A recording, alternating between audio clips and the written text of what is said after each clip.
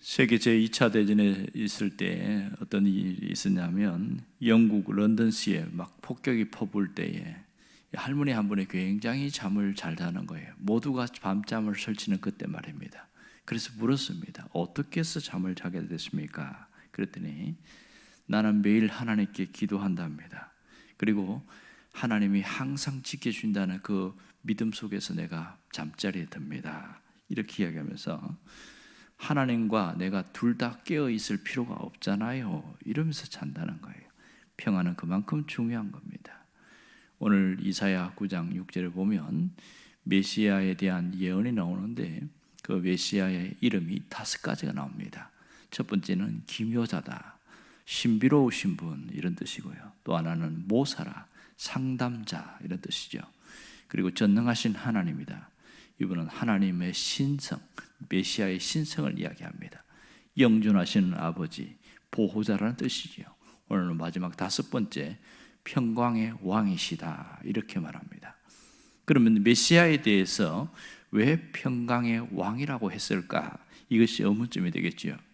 여기서 평강의 왕이라는 히브리어는 사르 샬롬 이런 뜻입니다. 샤르 샬롬. 이 샬롬이라는 단어를 주목해 보면 좋겠습니다. 이것은 전쟁이 없는 상태를 샬롬이다 말합니다. 또 하나는 개인과 공동체에 필요한 모든 것이 충족된 상태, 만족한 상태, 이것이 샬롬이다 이렇게 이야기합니다. 자, 예수님이 왜 평강의 왕이신가? 그것은 예수님의 탄생 자체가 평강이기 때문에, 평화이기 때문에 그렇습니다. 또한 예수님은 평화의 선포자로 이 땅에 오셨기 때문입니다. 예수님은 자기 백성에게 평강의 왕으로 오셨다는 사실이지요. 여호와 샬롬의 예수님께서 백성들의 고통을 치유하고 좌절한 백성들에게 소망을 주시기 위해서 평강의 왕으로 오실 것이기 때문에 그렇습니다. 정말 이 땅에 오신 메시아이신 예수님은 세상의 모든 전쟁을 종결시키시고 인간 가운데 육신의 모양으로 오셔서 그들의 삶을 인도하고 다스리시는 평강의 왕이시라는 사실입니다. 또한 우리의 모든 문제를 해결하시며 우주를 운행하시는 전능하신 하나님이신 것을 알 수 있습니다. 그러므로 그분은 이 땅에 오심으로써 평화가 시작되었다는 사실입니다. 예수님이 탄생하시는 밤에 하늘에서 천사들이 노래하는 것을 기억하지요. 누가복음 2장 14절에 보면 지극히 높은 곳에서는 하나님께 영광이요 땅에서는 기뻐하심을 입은 사람들 중에 평화로다. 예수님의 오심 그 자체가 평화의 선포요 평화의 시작이 되었다는 것을 말하고 있습니다. 평화의 왕으로 오신 예수님께서 하신 일은 관계의 회복입니다. 예수님과 하나님과의 원수되었던 그 관계를 화목하게 하는 일이 예수님이 하신 일이고, 또한 사람과 사람과의 관계 속에서 맺힌 것을 풀어나게 하는 것이 예수님이 하신 일이었습니다. 이 평강의 왕이신 예수님은 우리에게 진정한 평안을 주시는 분인 것을 알 수가 있습니다. 그래서 평안을 너희에게 끼치노니 곧 나의 평안을 너희에게 주노라. 주님은 나의 평안을 주신다 이 약속을 하고 있습니다.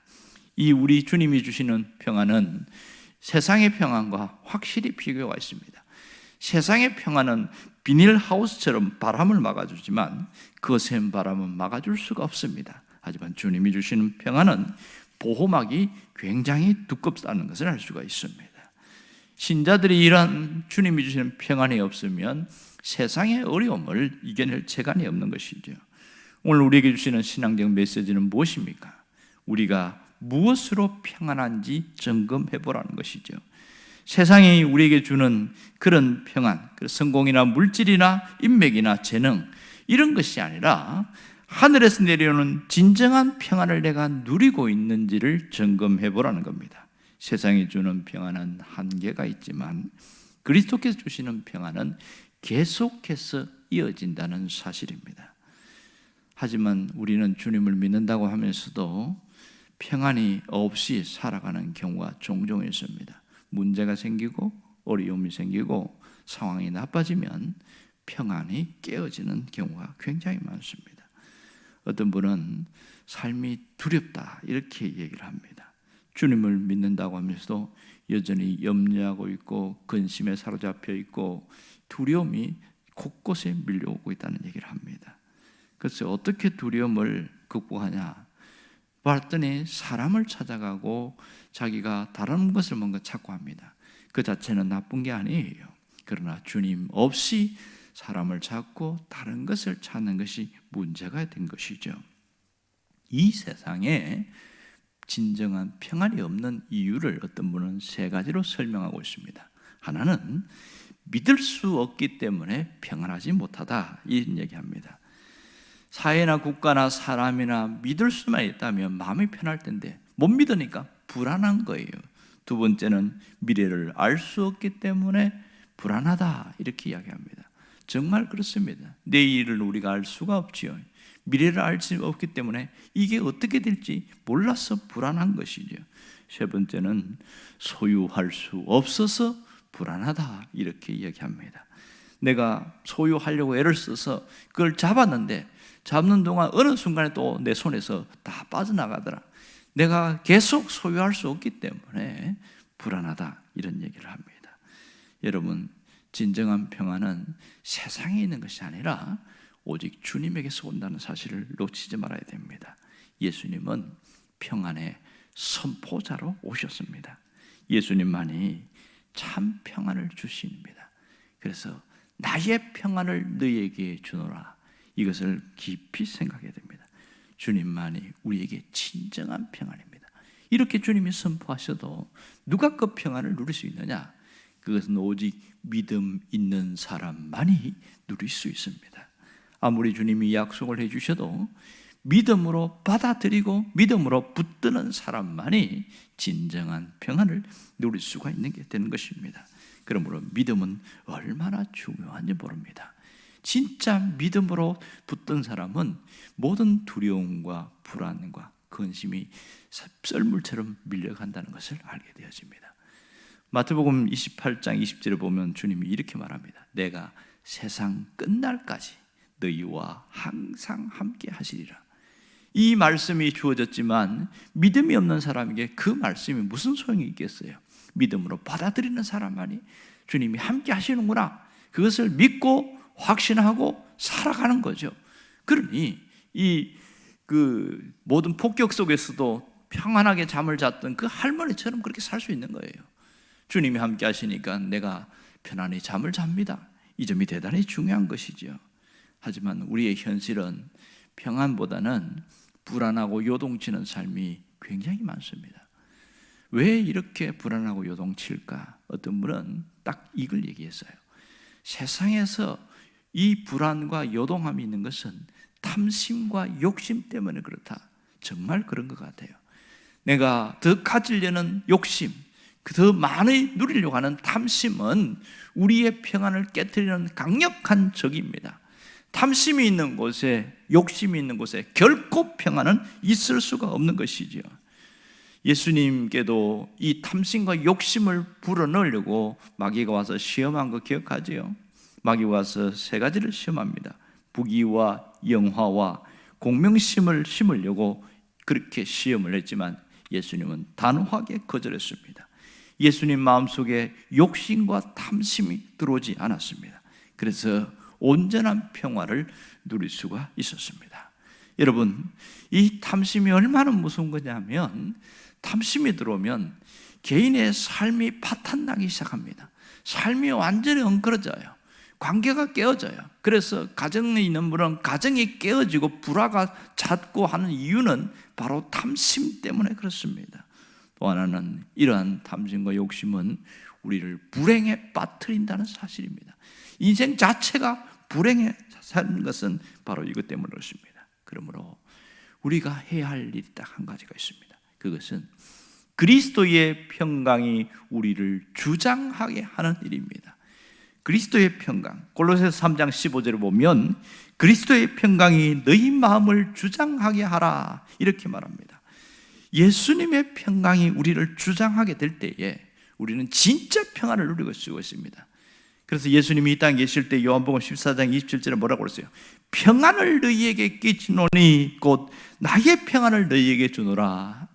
여기에 보면 나의 평안이 중요합니다. 그리스도의 평안이 우리에게 있을 때 놀라운 일이 벌어집니다.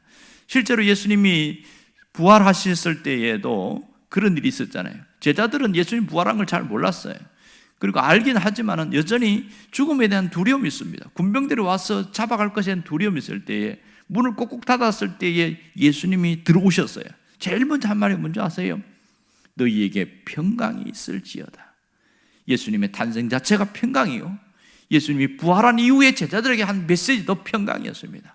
그만큼 그리스도의 평강은 우리의 삶을 완전하게 장악하게 되고 새롭게 만들기 때문에 그렇습니다. 삶이 요동치고 우리를 불안케 하는 모든 요소들이 그리스도의 평강이 들어오면 완전히 지배를 당하게 되어집니다. 그러므로 우리에게 필요한 것은 오직 그리스도의 평강입니다. 그리스도의 평강이 우리를 마음을 주장할 때에 뭐가 없어진지 아세요? 요동치는 마음, 요동치는 삶이 잔잔해지게 된다는 겁니다. 여러분, 이 요동침이 없어질 때 모든 것이 안정된 삶을 살 수가 있습니다. 또 하나는 그리스도의 평강은 모든 상황을 이기게 만듭니다. 이 점이 대단히 중요한 것이지요. 현실과 환경이 너무 겁나고 너무 무섭게 보이면요, 못 이깁니다. 결단코 이길 수가 없어요. 수영을 하는 사람들이 그러더만요, 수영을 하다가 갑자기 내가 빠져 죽을 수도 있다는 생각이 확 밀려오면 힘이 쭉 빠진다는 거예요. 그러다가 위험한 지경까지 간다고 이야기하더라고요.